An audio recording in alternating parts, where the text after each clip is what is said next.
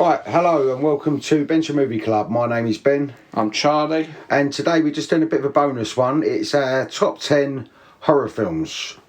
Like, Charlie's done 10, I've done 10. So there might be spoilers in this, so... Yeah, but obviously we're not going to go into as much detail as we do for each film.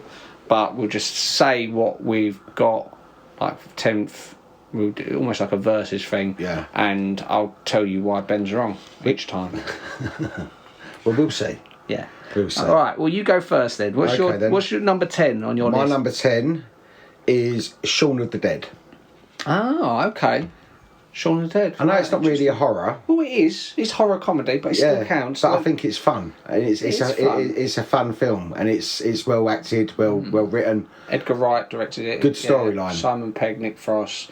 No, it's good. I like the characters in it as well. Yeah, even the sort of small characters. Yeah. Yeah, okay, that's interesting. Well, you look surprised that I picked that one. Yeah, just because, I don't know, I feel your horrors are more sort of traditionalist horror films, like older ones. Yeah. You know, but that's good. Yeah. Well, that's mine. Okay. And my number 10, now this list that I came up with, I had done a list on IMDb many years ago, which I revisited, and I realised it fluctuates every day. But my 10th one is going to be Invasion of the Body Snatchers. I don't think I've seen that. 1978. You have seen it because I made you see it. I've made you watch it, and it obviously hasn't resonated with you. But it's Donald Sutherland, Jeff Goldblum, Veronica Cartwright. I don't remember seeing that film. I've heard of it. It's brilliant. Invasion of the Body Snatchers has been made a number of times. There's the original one from the 50s, and it's made again early 90s. There was The Faculty, which was sort of like a soft remake of it. Do you remember The Faculty? I remember The Faculty, yeah. So where you've got the Faculty was very similar. The characters in The Faculty were very similar to the characters in The Breakfast Club. Yeah, I found. Yeah, so it was like a teen version of Invasion of the Body Snatchers. But I just think out of all the versions, this one is head and shoulders above the rest. I think it's the typical sort of 70s paranoia. You know, I'll have to give that one a look then. Well, don't rush into it because it's definitely going to be on our podcast. I will make you watch it for one of the podcasts. Okay then. But I love that version. Okay, cool. All right, well, that's your number 10. Yeah. So you're number 9, or do you want me to say my number 9 first? Should we alternate? Yeah, go on then. Okay, my number 9 is The Thing from 1982. Kurt Russell. Yeah. Keith David. I think I've seen that recently. Again, it's one of those films. I say, I should watch it. And is that in the snow? It is. Yeah. It's all like that. Yeah. Yeah, it's Arctic expedition, right. And it's again, it's very paranoid. They know at least one of them is this alien creature, which is similar in theme, I guess, to Invasion of the Body Snatchers, but it's more specific to this small group of people. Oh, okay. It's one of my go-to films when I'm sort of... It's like a comfort film for me. I like to watch it when I'm... I think when I watched it, I thought, it was all right. It didn't blow me away. No. It's great practical effects. I know people love it. People really love it, so... Well, I'm one of them, and it's got great practical effects. Maybe I haven't watched it properly, maybe I need to watch it. I think it's second... Watch it again, give it another go. Second only to Rick Baker's work in American Werewolf in London is the practical effects they've done in this, because, again, you watch it and you think, wow, that's all done in camera. Yeah. The things they've done with the heads coming off. But that's always the best way to do it, rather than CGI. I always think that if you've got a proper special effects crew, and they're doing all these, like they make, like for example, the American Werewolf in London transformation scene is still unbeatable. Where it was, if that had been CGI, that would look like shit now. Well, for me, the body morphing films, there's 3 which for me are always the top 3, and it's American Werewolf in London, The Thing, and the third one I'm going to mention in a little while anyway. Okay, so what's your 9th? My 9th is Nightmare on Elm Street 3. Have you memorised all these? No, because I just looked, so I was about to say 9, wasn't I? Oh, Nightmare on Elm Street 3? Yeah. Oh, okay. Nightmare on Elm Street 3, because I think it's got quite a good story, Nightmare on Elm Street 3. Nightmare on Elm Street 1 is a good film. So 1 isn't on your list? No. Wow, okay. No, this is only Freddy film. This is your favourite? I think out of all the Freddy films, I think number 3 is probably my favourite. I can see that because...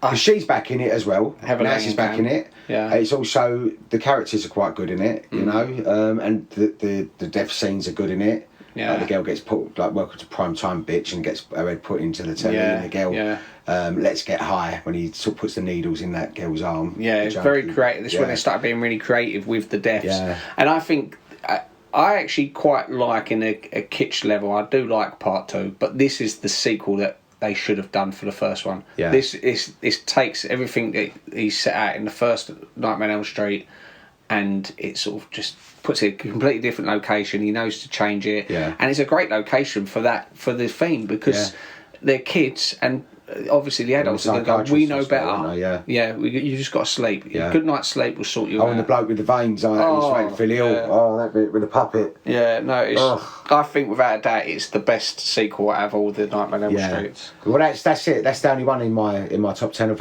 Nightmare on Elm Street. So, what about 8? What's your 8th one? My 8th one is Demons 2. Oh. Demons 2. Now, I know that is like probably a lot of... I think that the makeup in Demons in the Demons 2 is really scary. I think, like, just the main character, Sally, because she's so skinny and, but she looks really... Like, the makeup is fantastic in it. It's badly dubbed. I mean, it's an Italian film, isn't it? Yeah. But there's a couple of bits... It's watchable. And there's... What I would have done with that film, though, say there's too many stories going on. There's too many... Seeing all these different things going on with the different people in the apartments. Well, more so, I would have cut a few of them out. Like the bit in the gym, I would have cut out. Like with the... No, I like that bit in the gym. I think it would have worked better if you just got rid of the outside bits. No, the couple having the meal. Well, that is the worst sub bit, in it. That is the worst sub bit, and it doesn't add anything to it. That should just be cut. How long is the film? I think it's about an hour and a half, isn't it? Because that 5 minutes where it's got this man and woman talking, I don't even know their connection to the rest of the film. No, they're not. They're just there. Are they like Sally's... They're Sally's mum and dad. I hope Sally's having a nice party, and then all of a sudden Sally's there. Like, but it's just really badly done. It's just like, if you watch Demons 2, would you really care what her parents are up to? No. It was... But the makeup in it is really scary. But also, I'd say... Like the veins and all that popping up on the face and the teeth and it just looked really good. I think the makeup was really good, especially for its budget. Yeah. Well, my 8th one is A Nightmare on Elm Street 1. Okay. The original Nightmare on Elm Street. That's a good film. Which I love part 3, but I still put this slightly above it because it was the original. Because the original, yeah. And where it's so quotable for me, and it's set out this fantastic idea of the one thing everyone does is sleep. Yeah. And it's the one. It's the time you're at your weakest. It's the time you're powerless. Yeah. And imagine being, when you're asleep, there's something that can kill you. Has unlimited powers. There's no rules to him. Because I've got another theory about Freddy Krueger. Right. I don't think he can die. Obviously at the end of spoilers again. He dies. At the end of each film, they find a different way to kill him. Whether it's love, whether it's not believing him, whether it's digging up his bones. But almost every single time, there's a little stinger at the very end going, ha, he's still alive. Like whether it's them getting caught in the car, or in part 3, I think the lights in the little paper mache house comes on, Or in part 2, it's the bus, like his hand comes out the girl's chest as the bus is driving off into the desert. Every film, there's a little stinger. So I think what it actually is Freddy, just as a last up yours to him, he pretends that he's beaten. No, you've beaten me. Just so he can scare him one more time. I think that's his MO. So when you think of it like that, especially, it makes sense at the end, because where her mum disappears into the bed, and then as soon as she steps out of the bedroom, it's the bright new day, isn't it? So I think the point at the end of the first one is she's actually asleep the whole time. Right. So she never beat him. Yeah. In the first one. Well, she comes back in part 3, didn't she? Exactly. But so he never killed her. So for whatever happened between part 1 and part 3, maybe she left Elm Street and he. Didn't she take a thing that suppresses dreams or something? Did she take tablets or something? I think something like that. For something part like 3, she takes something that stops her dreaming. Okay. All right. Well, that's interesting then. So number 7 for me, because we'll do. Yep. Go on. Lost Boys. Okay, that's not a good film. Yeah, good film. Which, like you'd say with Shaun of the Dead, some people might not see Lost Boys as an out-and-out horror. No. It's like Stand By Me with vampires. Yeah. But I still think it's a horror. I mean, it is. It's vampires, and it's got scary moments. And I think, for me, it's my favourite vampire film as well. And I like a lot of vampire films. That's a good film. Very good films, Lost Boys. Good soundtrack as well. Fantastic. Yeah, I love the soundtrack. It's very 80s. Yeah. 80s Americana, California. Yeah. And I love the ending. I love everything about the film. There's so many little twists and turns through it. And like you got to try and think what it was like to watch it for the first time, Right. not knowing who actually was the head of the vampires and so on. And I think it holds up still as well. Yeah. You know, it's again every October I'll probably end up watching that, and it's a better film than your 7th place choice, which is. What is it, mate? You don't even know what it is yet. It's Aliens. Oh, okay. Well, maybe. So they are. See. No, yeah. Aliens. It's the second Alien. I know Alien 1 is good as well. Alien 1 is like more of a horror film, I think. Where number 2 is like more action based. Yeah, I like number 2. I do. I think it's a lot faster paced, and I like the story in it, and I like the way the characters are grown in that by the way like she's a lot stronger. Yeah. And she's sort of I like obviously with a big that car. What's that thing she wears? The big yellow. Oh yeah, the cargo. Loading bay thing suit that she wears. Like get away from her, you bitch! Like that. It's quite funny. Yeah, it's good. It's a good film, and they're scary. The little facehuggers running around on the floor. Oh yeah, it's a fantastic. I mean, it's whenever people, if anyone ever says sequels are never as good as the original, that's one of the first things you mention. Well, actually, and Terminator as well. Terminator 2 is great as well. I still hold the originals on both of them films slightly. I give them slightly edge. But saying that, tomorrow I might think, actually, no, Aliens is better. Because Alien is good. Don't get me wrong, Alien's good. But I think with Alien, it's just where it's such a long. I think it's about an hour before anything happens, isn't it?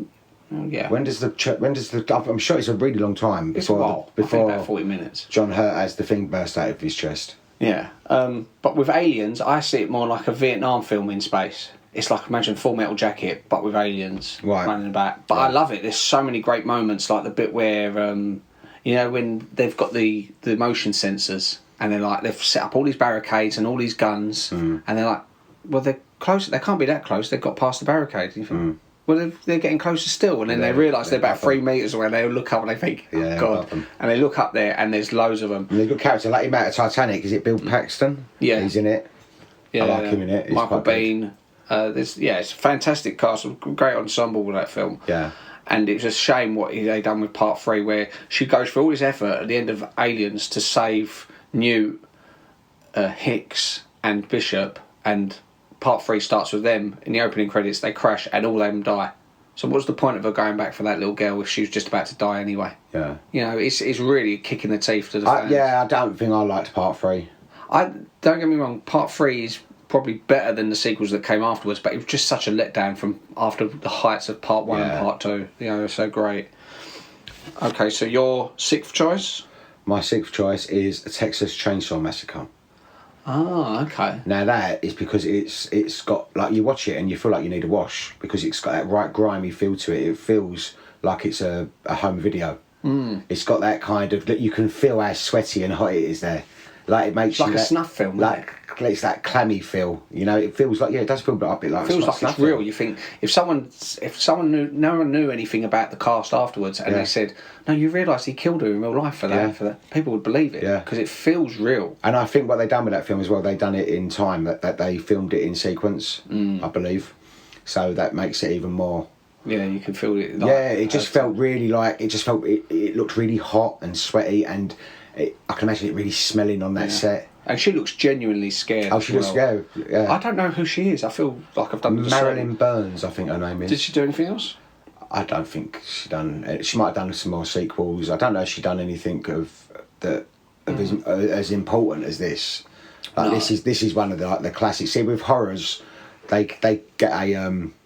They get a fan base, and then that's it. They're really loyal fan base, and they will sort of defend these films. So they can earn money each year just by doing like signings, going to these comic clubs and all that, comic cons. You know, so. And the thing that I always remember at Texas Chainsaw Massacre because it was banned, wasn't it? I think it was banned over here, yeah. Yeah, it was for a very long time. But then that makes it even more appealing. Yeah, and when you got it on VHS and you went, I've got Texas Chainsaw Massacre, it was like, this is like one of the holy grail of horror films. You got to watch it. And just that bit with the hook when he hangs her on the meat hook is horrible. But the sounds as well, it's like... at the beginning when it's got like the writing that comes up, it looks so. And the bloke's voice at the beginning, he's got that really scary like the narrator and voice. It's the dodgy. It's like I think it's the low budget that makes it. Oh yeah, of course, yeah. Because they've tried to do it again, and they'll never get to that. Because I think the griminess and the fact that it does look like a home video is what makes it eerie and scary, and also how horrible that family is. Do you know what I mean? Like they're like so sort of like they're just like, oh, it's evil. It's like you really feel for her. It's like she's tied up and she's trapped with all that. It's got a horrible feel to it, but it's a brilliant film. Brilliant film. What I'm going to show you after we've done this is they've actually just brought out a game for Texas Chainsaw Massacre, like an interactive game. Oh, I think little Albie showed me that. Yeah. I think Albie showed me it. It looks good because they've stuck to the original film, and like it's got all the characters, all the like Leatherface, the little Weasley, one. And the sheriff, and you could be either of them characters, or you can be one of the victims trying to escape. But games like that, he's got the mask, isn't it, made of people's skin? Yeah, which was inspired by Ed Gein, who of course also inspired Hannibal Lecter. Numerous films have been inspired by this vile person, who I'm not going to talk about. So that was your sixth choice, yeah? That's my sixth choice, yeah. What's interesting, we've not had any overlaps. Well, none of the films you've mentioned are in my list. Yeah, that's mad. I thought we'd come. I reckon the top five will have a couple that are going to match. This one ain't going to be in your list, but I think this is really good. The Fly from '86, Jeff Goldblum, and it was one of those films that I watched when I was younger, and I liked it, but I didn't really take to it that much. But when watching it when I was older, I appreciated more. And again, this was the one that I mentioned was body dysmorphia. Yeah. When you watch it now, even still, you see when he's pulling his nails off. Yeah, I remember. And when how his body's falling apart. Yeah. Or when he does arm wrestling with this guy and he breaks the guy's arm. You see the guy's arm snap through. I think it was David Cronenberg directed it. He was all into sort of that body kind of misshape and stuff like that. Right. But what I also like about this, even though it is a horror, it's more like a tragic love story because you feel sorry for him. Yeah. He's obsessed with this invention, and when he realises he's done, even at the very end, this is a spoiler for The Fly, at the very end when he's pretty much like this deformed little fly thing where he goes in the thing again and ends up being warped with the machine, and he gets Gina Davis to kill him. He's pushing the shotgun towards his head. Yeah. And you think... I vaguely remember it. I've seen this for many, many years. It's definitely worth revisiting. Yeah. Oh, and there's just before that is the bit because there's a guy there trying to help her, and he pins him down, and flies vomit onto food to eat their food, and he vomits onto the guy's ankle, and you see it start the acid burning it away. It was so uncomfortable to watch sometimes, but it's so well made, and it definitely holds up. Yeah, I'll have to give that another visit. Right, my number 5... Alien. Okay. First Alien. Directed by Ridley Scott. We've not matched up on anything at all yet, have we? Even like similar things. We've picked different ones in the genre. There's some you haven't said that I know you're going to say. Yeah, obviously. But with Alien, I think Alien has the perfect cast. There's not one dud in that cast because every single one of them actors were either great before that or after that, and especially in it. One of my favourite female actors is in it, Veronica Cartwright. She's out of Witches of Eastwick, isn't she? She's the one with all the spitting out all the cherry pips. And again, if you watch Witches of Eastwick and you concentrate more on her, you think actually she acts the pants off. She's in Will and Grace as well. I think she plays Jack's mum in Will and Grace. But I reckon she's possibly one of the best American actors ever. Really? But she's never had that. She's not a household. Like you wouldn't know her name. Like I wouldn't know her name. No, I think you've mentioned her name to me before. That's how I know her name. She's in Scary Movie 2 as well. Can't remember Scary Movie 2. No, at the beginning where it's got the Exorcist parody. Yeah. She plays her mum. Oh, okay. When she's like, where she puts her head on the floor and hits, and they're singing along to the show. That one as well. I can't really remember that now. Yeah, which is Invasion of Body Snatchers, which I've mentioned previously. But every time she's in something, it's one of those things I didn't notice her early on. But it's rewatching things. I thought she's such a good actor. Yeah. You know, she's never sort of put a foot wrong, and it's a shame she didn't have a bigger career. Yeah. You know, I think she's worked I think she's obviously had a good career, but she's not like to the sort of standards of like the Glenn Closes and the Meryl Streeps and but this all is that. I would put her totally. I think she's better than Meryl Streep. Yeah. I honestly think. And now I've never really seen the fascination. She's a good actress, Meryl Streep. Don't get me wrong, but I've never sort of seen the fascination with Meryl Streep, that she's so amazing. But when you look, if this is why I sort of get put off by, say, the Academy Awards. If you look at all the great the winners of the Academy Awards. And they're good actors and actresses. And you got like Meryl Streep, Kim Basinger, Halle Berry, whatever. They're all good actors, and Natalie Portman. But when you look, you think this woman, who really for me is acting royalty. Yeah. Again, next time you watch Alien, Invasion of the Body Snatchers, Witches of Eastwick, she's brilliant in Witches of Eastwick. I remember in that. She's really good. She starts losing her mind, doesn't she? Because she's so convincing. Yeah. Because you think, God, that poor woman. You feel sorry for her, and she starts vomiting, and her husband sort of kills her, doesn't he? Yeah. Which is very sweet. And everyone thinks she's mental, but she's not. Yeah. You know, and it's such a tragic scene. But for me, she's the one who stands out most. But everyone in Alien, Sigourney Weaver, really and good. I took Lily to go see this at the Prince Charles Cinema. She'd never seen Alien properly. I tried to make her watch Aliens, and sitting there in a dark room without people talking, without people on their phones, proper cinema, how it was supposed to be shown. Yeah. I think it was on 16mm, so it's got the little burn marks, the rattling and stuff, and everyone's just sitting there in quiet. And afterwards, Lily said that's the way to watch something like that. And Lily came out afterwards and said that's one of my favourite films. Really? She's probably changed her mind since, because she's seen loads more films since then, but she went, wow, that was amazing. Yeah. Because if you watch it for the first time with no knowledge of the sequels, you don't know who's going to survive. Yeah. Sigourney Weaver's not the main person in it. She's like fourth down, even in like you assume it's Tom Skerritt's going to win, the guy with the beard, the captain, but he dies, I think, second. Harry Dean Stanton dies first. You know, and it's fantastic. If you watch it again and you think how atmospheric it is, and if you got, again, this is one of my go-to, like the thing, I can sit there in bed and think, I put on Alien. Yeah, it takes 40 minutes before there's a death. Yeah. But I think it's the build-up.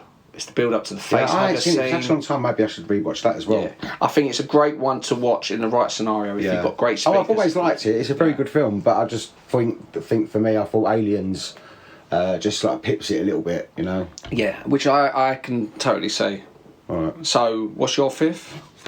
Have you picked your fifth? Yeah, my fifth is The Exorcist. Which is a fantastic storyline, I think, and it's really well acted, and it's a classic. It's absolutely classic. It's when people say all-time classic horror films. Yeah. That's definitely up there. Yeah, it was very shocking for the time. Because I suppose I think it's 73 that was made. Now, if you got to think, you get your mindset to be that kind of seeing something like that in that year. That's why it was so shocking for people, because it's like, fucking hell, what is this that they're showing us? It was probably really, really scary. You know, you can imagine, because there wasn't really scary films like that before that. No. They was like from the 60s. What was the horror films from the 60s? They was all like very B-movie sort of type. Yeah. I think 70s you started getting some really good horrors, but you think this is right early 70s, so this is one of the first ones that started that horror sort of like genre. And I'm looking at your horror montage, because I know it wasn't so long ago. There is the face. No, you've got that little shot of the face, which I stole that idea for Horrible Love. Do you remember when Rosie's when she goes into the caravan? Yeah. And you see like a little flash of her face. Yeah. She's just remembered what she saw, kind of thing, and it freaks her out. Yeah. But no, it's a really good film. So well made. He sort of tortured them a little bit, didn't he, when he was making it? Yeah, it's lots of stuff. I mean, we'll have to cover that one time, because I think there's a lot of interesting facts about that film. A lot of weird stuff went on as well. I think the set burnt down. Lots of stuff happened. You know. But yeah, it wasn't. Yeah, it was a very, very good film. If you're a religious person, that's got to be one of that's I think would really affect you. You know, because it's just a really good film. And that was a film that was nearly in my list. Yeah. It's not on your list at all. No, I dropped it out for Body Snatchers. Okay. Body Snatchers came in just before it. Right, but I knew you was going to put Exorcist in anyway. Okay. I did like The Exorcist, so I've got to tell you my number 4. Yeah. The Shining. Ah, okay. All right, The Shining. Yeah. I think that is really, especially, it's just so well filmed. Like, I love the cinematography of that film. It's just like the big wide shots. It makes you feel really alone. It's sort of like it's sort of like when you sort of see him or her or one of them on their own, where it's so wide. It's just Massive hotel. Yeah. And I love. And it's really well cast. I mean, I like, and also obviously there's the story behind that. We have to do that one time. Like the way that she was treated through that film is terrible. It's really, that was really, but you wouldn't get away with that now. No. But she is. I think I think it's so. But I think the cast. I think the little boy is amazing. All of the cast are good, and the little girls and all that kind of stuff. It's really eerie. It's like really sort of quiet. If you watch that, if you was to see that in the cinema, I bet that would be a completely different experience to what you're used to seeing it on the telly.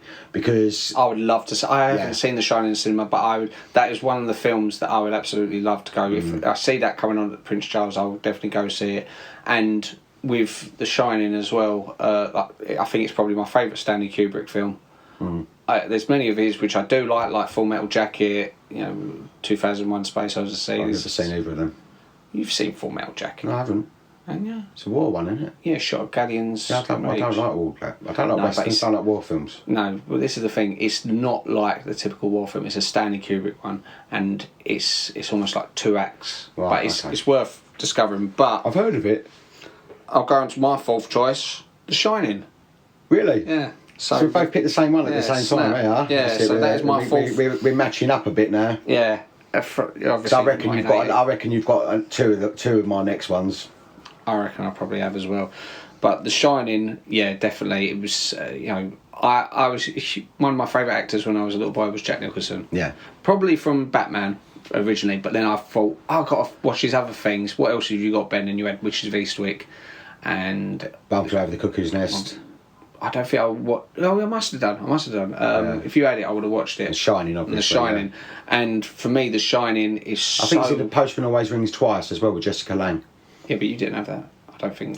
No, I might not. I would have watched it because it was. I might have had it. I went through this phase of wanting to watch Jack Nicholson films. I even wanted to grow a ponytail just because he's got one in Witches of Eastwick, but thankfully I never did. Yeah. But no, I absolutely love The Shining. And the other thing about The Shining, like with that documentary, what was the room?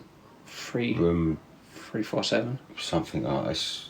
But it's important. This is one of those films that when we do a podcast on The Shining, it might end up being a 2-parter because there was so much in that film. Yeah. Every single shot that he done. There's so much to cover with that film. Stanley Kubrick, as much as like I was talking about my admiration of Clint Eastwood for Unforgiven, where he was very open to other people's ideas. Stanley Kubrick is the opposite. He's like, no, we're shooting it this way, and I know why I'm shooting this way. He had very deliberate things. There's so much conspiracy theories to it with like moon landings and stuff like that. But we'll get into that another time. I've just remembered. Remember, I said to you before. I said about the director that let people in the film. Oh, actually, no, because it's one of my films coming up. Right. Okay. I've just remembered who the director was. You know the one I said to you in the last podcast. Don't tell me yet. Tell me in a minute. No, I can tell you what the film is, but you know the one that lets people. No, you won't. I will. That lets people add bits to the film. Like they might ad lib a little bit. They will end up keeping it in the film. Right. My number 3. Evil Dead 2. Okay. Yeah. Okay. I nearly went for the first Evil Dead. Yeah. In my original list I had on IMDb, I had the first. I think first Evil Dead is if you. When it starts getting like plasticine looking, it goes a bit. It doesn't. No. It's not that scary. Like and that little head that is on a stick being poked out through the thing. I mean, it's all part of the humour of it. I love those parts of it. But I think it was actually really scary. Like the first Evil Dead, like the one that's under the first woman, the sister Cheryl that gets under the trap door. She's really scary looking. Yeah. And also the little girl sitting there going, "We're gonna get you." That one, I think she's really scary. Unlike obviously The Shining, what's scary about The Shining is this big empty halls. We think I don't know what's in here. But what I like about the cabin in Evil Dead and Evil Dead 2 is. It's a paper thin wall. You think, how are we going to be safe? We're not safe in here. Yeah. All the doors and every time a window smashes or you realise a door's open, you think something's got in. Yeah. And it's so well made. But Evil Dead 2, I think I went with this. It's more of a comedy, isn't it? Evil Dead 2. It still retains the horror, but it does starts taking Sam Raimi's typical sort of comedy thing, and it's so quotable. And I loved all the little set Is it like pieces. supposed to be like a remake of the first one? Well, but the others ain't in it apart from him and his girlfriend. Yeah, what they'd done is because there weren't many sequels that deliberately that took on from the very moment that the first one finished. So they'd spend the first 5-10 minutes reimagining the first one, but just having them two think, right, it's almost like previously on Evil Dead. Yeah. Just so you know, right, he had a girlfriend, she got possessed, she's dead. Yeah. So, I think George likes number 2 better than number 1 as well. And like loads of little set pieces, like when you've got her head biting onto his hand and he's desperately trying to get her head off and she's just laughing at him, and then eventually takes her head off, and then of course his hand starts changing. So he has to cut his own hand off, and he's fighting with his hand. All these like great little sort of set pieces for it, and I still think it is scary. Yeah. Part 3 goes even more on the comedy, and I do like Part 3 more now than I did. Is when I that was the one younger. we go back into like ancient times? Yeah, I don't like that one. No, I don't mind it, and it leads on to Ash versus Evil Dead. But for me, Part 2, I think just about pips Part 1. Right. Today, tomorrow I might change my mind. Okay. That's a great thing about that. So, what's your number 3? My number 3 is Halloween.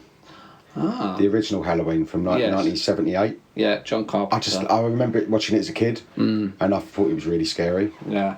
I mean, it's that whole idea of that, you know, the babysitters and it's just, I just think it's just a really good horror film on its own. I think maybe they should have just left it at that. But obviously, we made so much money, then they go running with the pound note, didn't they? Yeah. Or the dollar. But it's it was a brilliant film, brilliantly. Just really sort of suspense, like the suspense in it, and you know, like the score was fantastic, and you waiting, like you're hiding behind your hands, kind of thing. You know, something's going to happen any minute. Yeah. I like that kind of horror film. Like they don't really do And it's so things well, like that nowadays. it's so well made because of like the lack of blood, which people don't realise.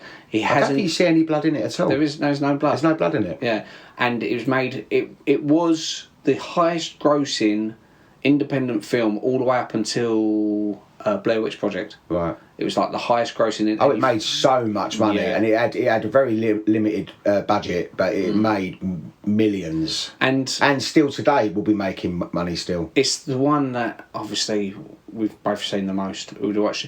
I didn't mind some of the sequels. Part 2 weren't that bad. It continuously nice, but then they started making it ridiculous in it. I think what they done, the mistake they made is making him her sister. Yeah. Making him. I think her brother. Sorry, making him her brother. I think because it was like it ruined it. It was like, well, why does it have to be her brother? It doesn't make sense. Number one, that this couple that have got their son has killed their oldest daughter, then they've got another little girl, and they've given it away to someone who lives in the same town. It just doesn't make sense. It's not believable. And it should be the fact that she could be anyone. It doesn't matter. He's not necessarily after her. He's just going to kill whoever, like babysitter. Well, they retconned that, didn't they, with the new Halloween films, which I liked because she even mentions in one of them, there's a rumour that I'm his sister. Yeah, that's right. That's all, yeah. So it's nice, but it's a shame. I think they sort of dropped the ball on the very last one of that new trilogy. I didn't like that trilogy. There was bits of it. It looked quite promising, and I think you know what it was. I think people build stuff up so much because if you love something so much, you think please be good. Yeah. Now there's little aspects in each of the films that are good. Don't get me wrong, but it's like I just didn't like the way that she become this sort of like all these gadgets, and she was like this sort of Terminator woman kind. It just didn't. I think they should have had her basically just living her normal life. Then when she finds out he's gone, he's back, because it's like let it be that she's moved on with her life, and like sort of it's been a something that happened when she was a teenager that she's never forgotten about, and he's been locked away all that time. So then why should she be worried that he's going to come out? And you know what's stupid about that? So he's been locked away for like 40 years. Yeah. But the whole time she's prepared, she's got this house and she's got this gun and stuff like that. Now, if you go forward to the third one in that trilogy, Halloween Ends, he's on the run. And then she's living like normal life. Yeah. You think... Yeah, it doesn't make sense. It doesn't make sense. Doesn't make sense. Yeah, but but I think, as I say, I think they sort of like it doesn't surprise me that it was sort of a bit of a disappointment. I always like to think that if I was ever in the financial situation that I could, there's certain films I would buy, and I'd buy the rights to them just so they couldn't be remade, so no one could make sequels. And I think really, if they had just stayed with one, brilliant. Yeah, it would be up there. Like, I mean, Like, although, speaking about that as well, I've seen that new Exorcist trailer. That looks quite good. Yeah, but then again, it might not be. There will be. But that's going to be a trilogy as well. Yeah. So you know that she's going to be back in it, Reagan. There'll all be Linda Blair. averages. There will be like average. Well, unless a sequel. I think we live in hope. You think, oh, is it going to be this one? Is going to be the good one? And then But there's certain films I look and I think, please don't make a sequel to that because I like it so much. Yeah. The sequel would not make sense. You're going to ruin and there's been loads of times which I'm not going to start talking about because it sounds like we're slagging off films, but films that I absolutely love, they make part 2 and it's ruined the first one for me. Yeah. Because I think, well, I can't really watch the first one now because I know what happens next. Yeah. And it's crap. I like the idea that there's so many films that you watch and you think, I don't know what happens next, but I like to think that she will. I like a film that starts and ends and that's it, and they can't revisit it. And any characters who are still in it, you like can make up in your own mind what their life went on to be. You know? So what was your third one? That's my number 3, yeah. What's your second one? My second one is An American Werewolf in London. I knew it would be. Which is still to this day, it's just an absolutely fantastic film, fantastic storyline. I love the fact that it's set in the 80s and it's that kind of very iconic sort of London in the 80s. You've got the punks, you've got like the red phone boxes, you've got like Piccadilly Circus when it looked really good still, you know, with all the lights and all that. You've got like the black cabs. You've got like it's just fantastic. You've got the Tube, you know. It's just brilliant. It's just a brilliant film. Nice little postcard. Fantastic. Some really scary bits in it, but some really funny bits in it. Like the bit with the couple in the cinema, like something like Roger and Freddie, aren't they? You know, like sort of. Oh yeah, it's brilliant film. Absolutely brilliant film, and the transformation scene in that film is unbeatable. Yeah. Even to like today's standards, and we were talking, was it 81 that film was made? Yeah. It's fantastic, absolutely fantastic. I'm glad that came out at the time before CGI because they probably might have started using CGI and then it would have ruined it. It's brilliant film, and anyone that hasn't seen it should see it because it's a very really good black comedy because it's got the humour, it's got the effects are fantastic. Yeah, just love the film, love it. Oh, that's interesting. Yeah. My number 2 film is Halloween 3 Season of the Witch. Really? No. No, it's Halloween. Oh, Halloween. Oh, okay. One, Yeah. Which, of course, we just spoke about. It could have gone to 3, but for me, it is the quintessential horror film. Yeah. You know, it does it so well. It does it so much better than all the others. As much as I love Nightmare on Elm Street, I like Jason Voorhees as a character, but he's never really been a great Friday the 13th film for me. There's not really been one worth visiting. But him as a character, that first one, like you said, on its own, perfect. Yeah. And I like the idea before you start finding about his sister or whatever, or he hasn't, you know, he's got reasons behind it, like remakes. I don't want reasons. I like the idea that this boy who had a good life, he didn't have abusive parents. Yeah. He just switched one day. It was like there was a light switched in his head. This happy, healthy young boy suddenly kills his sister, doesn't speak to anyone, goes back, starts killing babysitters. There's no reason behind it because that's the most scary thing. Because you think, imagine if that happened. One of your nieces or nephews just suddenly picked up a knife, killed someone, and then he was like, we have no reason for it. We weren't abused, nothing happened. And that's the scariest thing for me. Yeah. When they, like in the remake by Rob Zombie, he tried saying, he's from a broken home. He was like hillbilly family. People being horrible to him. It's almost justifying it. Or like with the sequels to these ones, it's all mystic. It's like witches, or it's like his sister. So it's a deep rooted thing. Jamie Lee Curtis gets away purely by luck because he stabs her. She falls down the stairs, and that's what makes it scarier. Yeah. He's not toying with her. No. He literally just wants to kill her. Yeah. You know, he hides in places just so he can pop out and kill them. That's like what a horror film should be. It's like the suspense and like that kind of, something's going to happen and it's dragged out, and it's I like that. I like the fact that there are these like, it's only, 3 killings is there in it?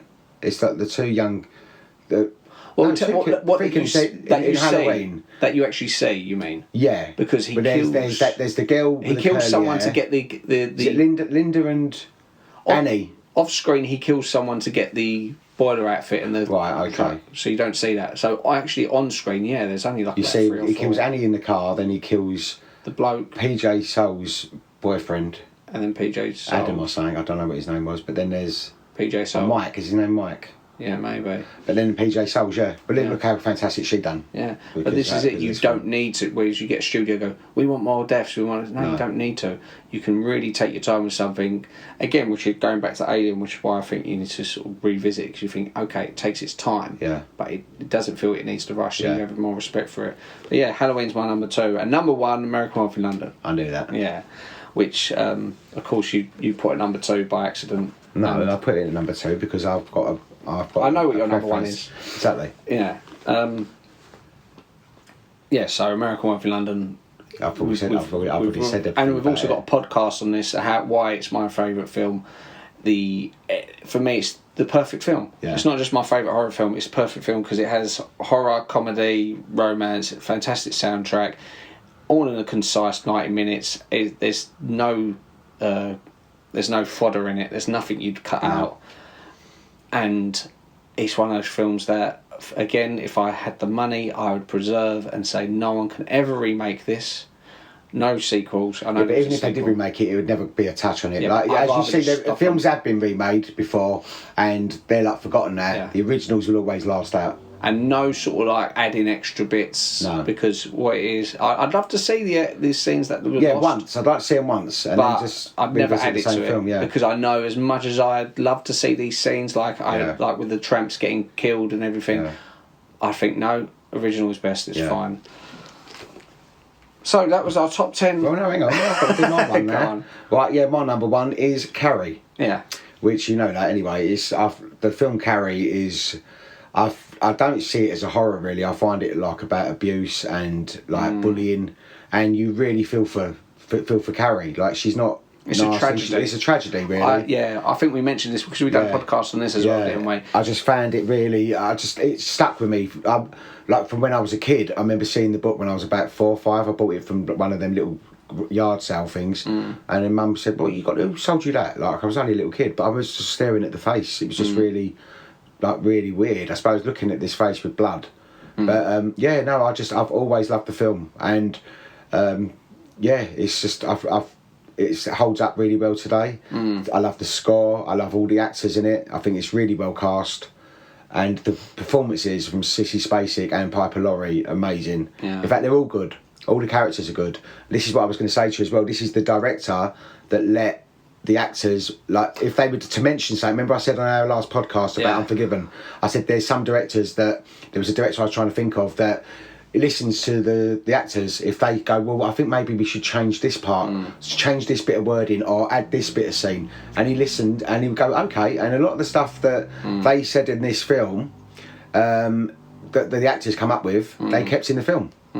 There were certain scenes with Piper Laurie that she sort of mentions, when she says to him, she goes, when she's dying, it should be more she's happy. She's happy. It's this is what I've always wanted. Orgasmic kind of thing. She's sort of and that was her idea, and it works really well in it. And also when she sees her in the dress, and she goes, I might have known it would be red, or something like that. I think, but the dress is pink, but in her mind it's red. But she's sort of keep that in because.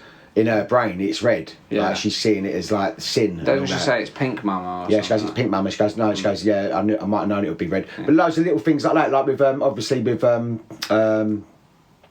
PJ Souls, they added her character because they liked her character. She wasn't meant to be a big part in it, but he goes, right, you can do an improvised scene with her and Chris when they're putting the decorations up in the thing. And they said, right, you got one sort of shot at doing this, come out with something, so you make your character a little bit more developed. Do you know what I mean? She was just going to be one of the background ones, but she sort of then becomes sort of Nancy's best friend kind of thing. So I'm glad they did, because I like PJ Souls, she's hot. Yeah. I put it up there as, I think it's a tragedy. Yeah. And on the same level as something that Shakespeare could have written. Yeah. I know that seems, you can't say that. No, I really would, because for a young victim she's a victim through and through, this poor teenage girl, and it's so well made how they give her this bit of hope, and they give her just the right amount of sort of happiness that she thinks, this is it, I've gone through all this hardship all my life, I finally haven't got to do it anymore, going from pure and then the blood joy. And it's no, that you had to have that for her to switch, because she wouldn't have switched otherwise.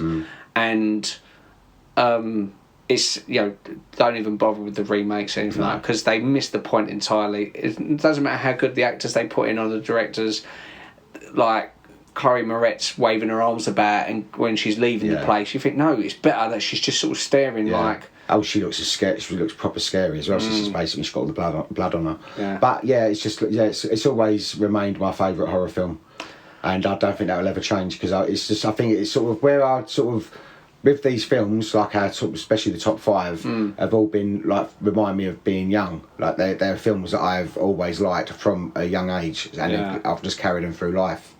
Yeah, obviously, because we have different opinions, we've grown up in the same household and everything, and yet me and Ben have completely different top 10s, apart from the 4th place one, which is both The Shining.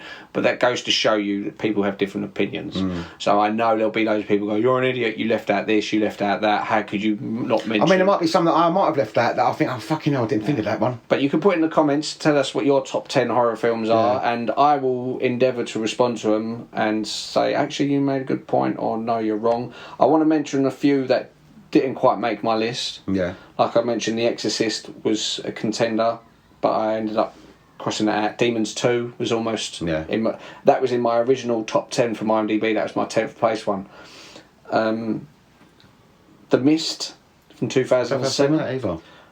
That's really good. The Fog. I've seen The Fog. I like The Fog. No, the Mist from 2007 is made by Frank Darabont, who made Shawshank Redemption and The Green Mile, but it's nothing like them. It's literally, it's a really good film. You know what? Don't watch it, because I'll definitely pick that for one of our podcasts.